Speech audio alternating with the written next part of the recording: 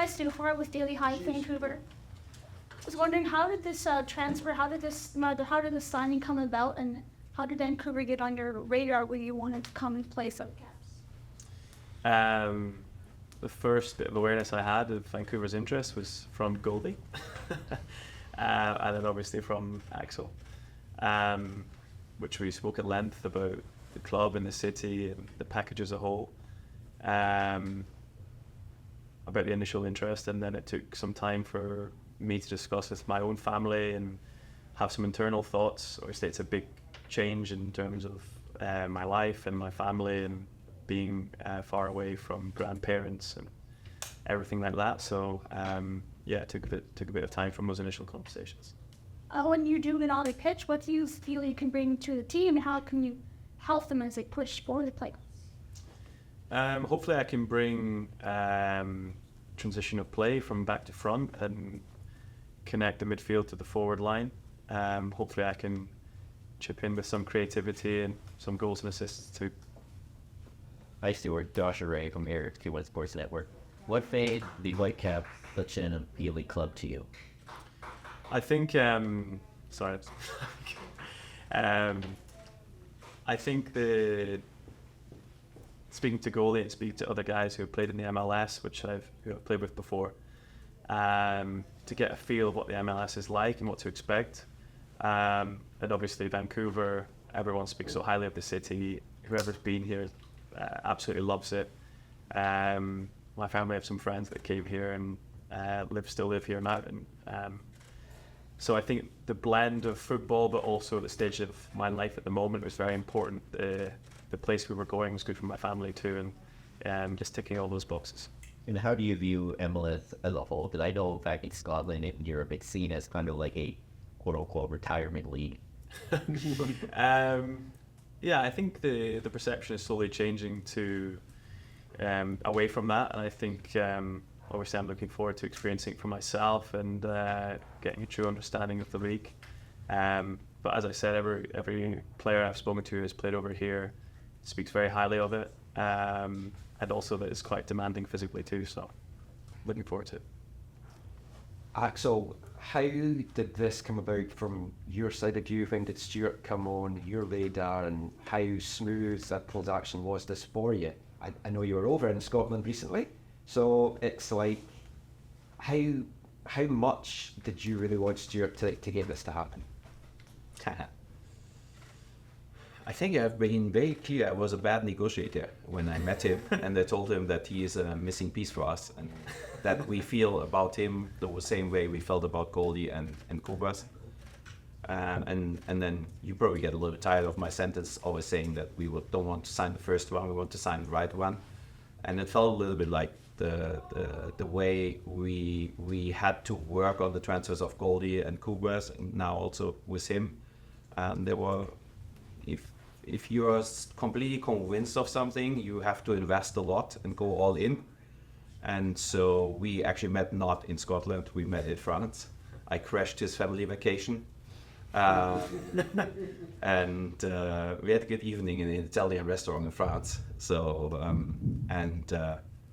I knew from the beginning that we have to give him the feeling that our door is wide open, that every blocking stone, if there is one, we want to put away, that we want to show him that we are up to solve every of the problems he maybe has with this move. And I want to be very clear, there was no problem on the Sporting side. I want to say thank you to his wife, because they have a 3-month-old kid. She is still working on her career. And I think that she was also, had the feeling that we've also had to convince her to do his move.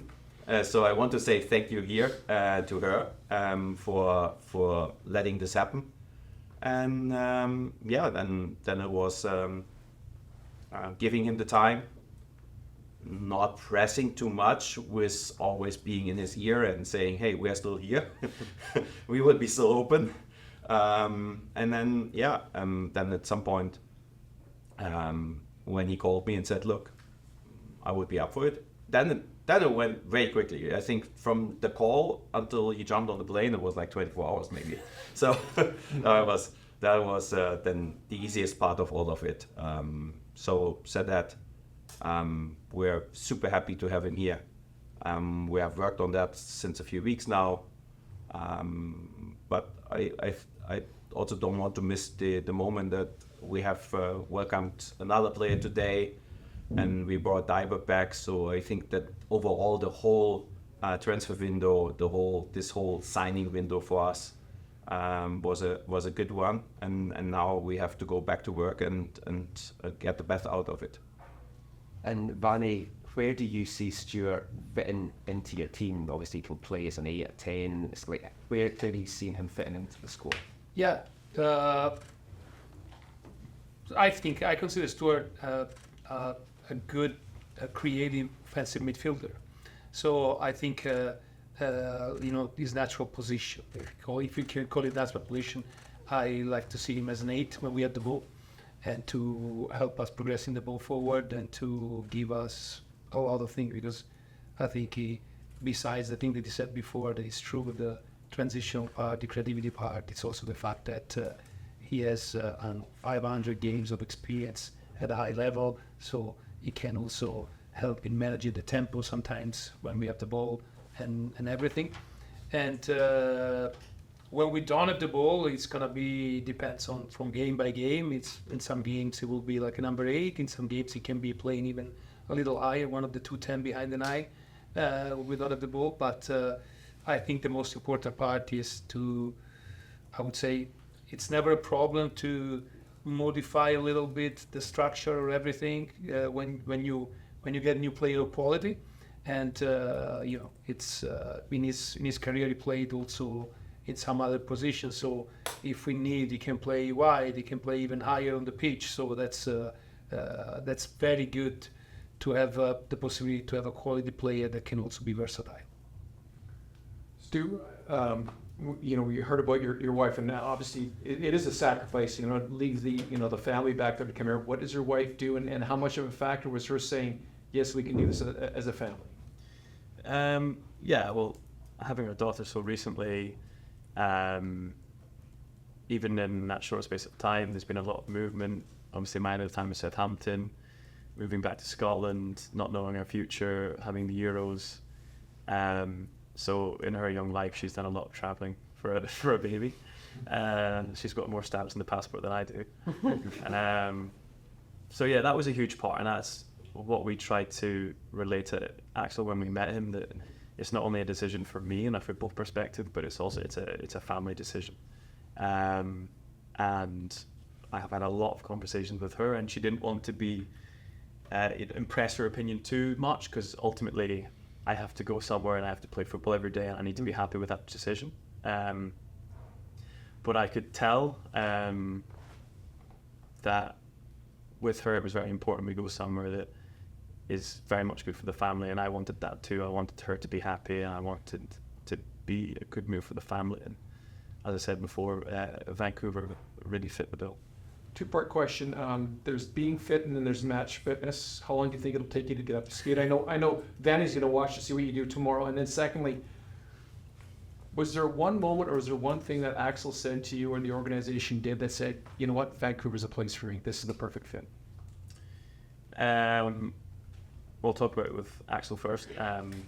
As he said, everything that we spoke about, I'm not saying there was a million issues, there wasn't, but every small little issue and everything that we needed to think twice about, everything he reassured us that there would be a solution. And sometimes you get the impression that people just say that, but with Axel I genuinely believed it. And obviously that's come to fruition, and everyone I've met at the club has also reaffirmed that mentality that anything that you have that might be slightly difficult, there's a solution and somebody's there to help you. And that's a huge thing, I think, and I'm very grateful for that, by the way. And lastly, the fitness. And the fitness, I would say I'm fit, but I'm not match fit. But that can be expected. I've not played matches in a while. Even in the Euros, I only played a small part. But I hope I can regain that match fitness and also featuring in the games. And yeah, obviously we've not got that long left of the season and then the playoffs, so the sooner I can get match fitness, the better. Thank you.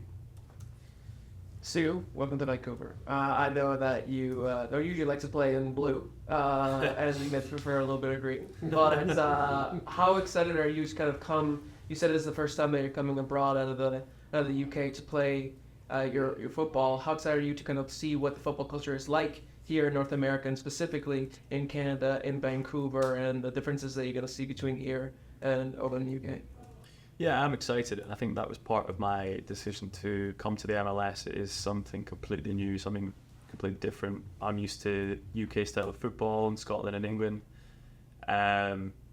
so you can't play football forever, unfortunately. So hopefully I can play for a few more years. But at some point in my career, even as a young player, I always wanted to experience playing abroad. I never knew it'd be this far abroad. But I'm very excited. And obviously, as I mentioned, the other players who have played in the MLS speak very highly of it. So I'm good. Certainly looking forward to experiencing that for myself. And then you come in immediately as one of the more veteran players in the squad. What kind of role do you see yourself kind of taking within the team? Obviously, you have your law degree. Are you going to see yourself be a little bit of a rule stickler here as well? Or what kind of role do you see yourself at the team? Hopefully one that, because of my experience, I can give something back, or situations that I've experienced in the past because of my age and the games, that if that situation arises again, then I can pass that on to the players, and just looking forward to be part of the group and contribute where I can, and every player I speak to says to me that the changing room's the best they'd experienced in their career. The first player that said that to me was Goldie, and I didn't believe him. I thought he was just saying it. Once more and more, and every player says it, and you begin to believe it. And having met the boys, only a few boys yesterday, everyone today, and a few more when they come back, I can reaffirm that everyone's a very good guy, and a very good changing room to be part of. Right. Very good. We will now go online. And Derek, if you have a question, please raise your hand.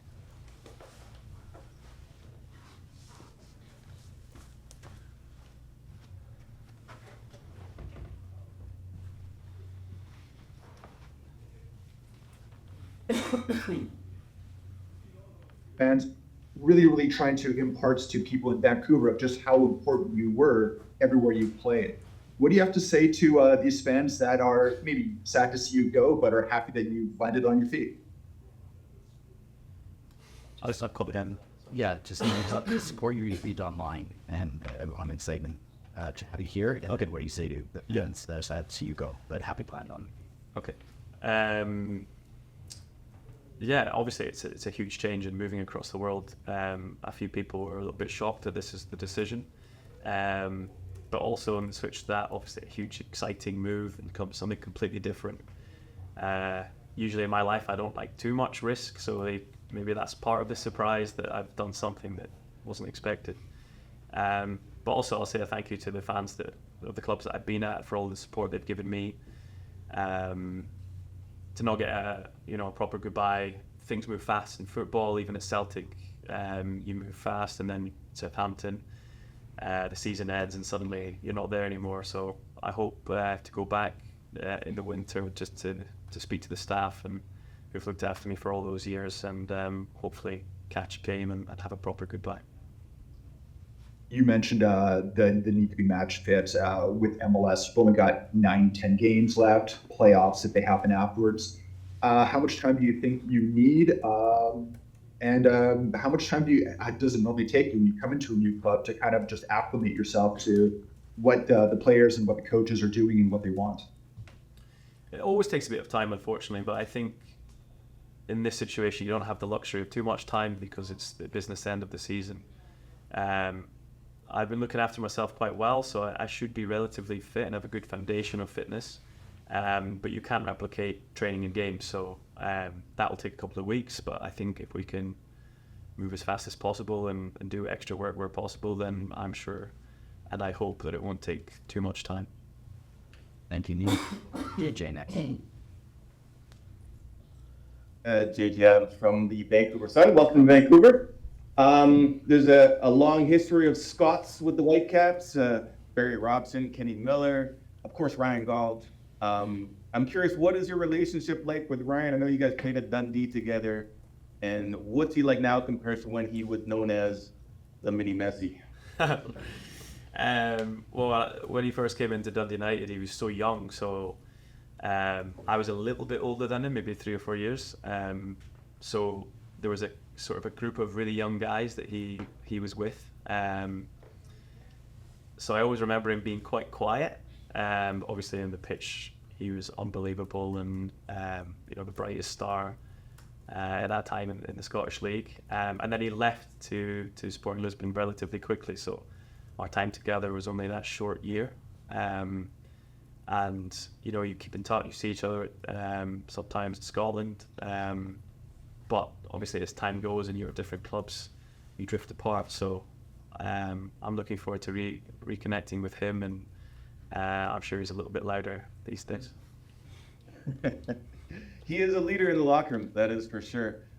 You'd mentioned you talked to a few more people about MLS and Whitecaps. Who were they? Who did you talk to get? Give us the name.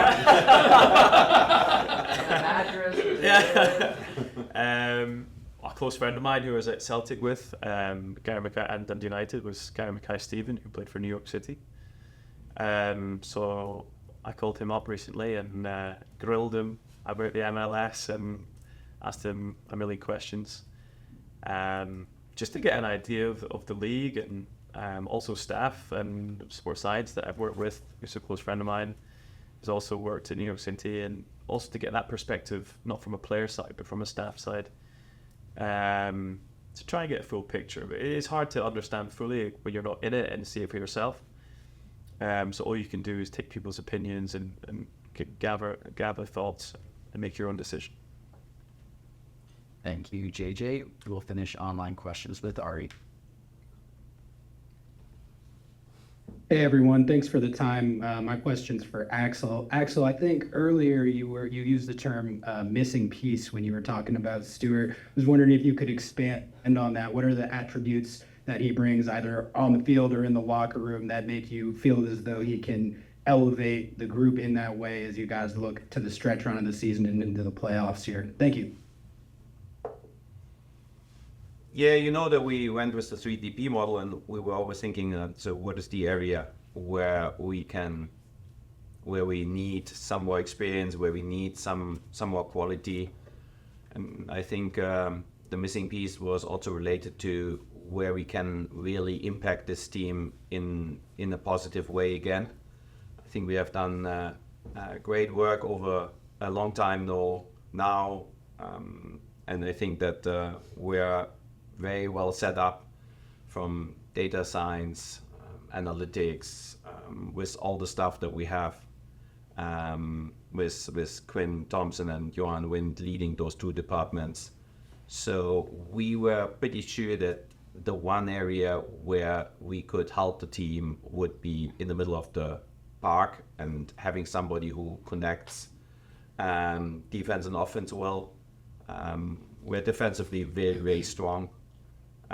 We create a lot of offensively, but I think there's the one area where we can grow is a little bit connecting those two parts of the game, and so for that reason, we were not looking for any other area on the pitch to add a DP. And when his profile came up and we looked at it and we started to discuss, we were pretty sure that he combines everything we are looking for, because as you also know, we do the things here in a certain way. We want to have hard-working DPs. We want to have DPs who set an example where other players in the locker room look up to and say, look, I first have to put this work in. I have to first be such a good locker room guy and a good character, and then from there, then I can work my way up. And that was also very important for us. So long story short, the profile came up. We very soon have been sure that it's the right one, and then we had to put a few weeks of work into it to really get him here, and so we are all happy that this worked out.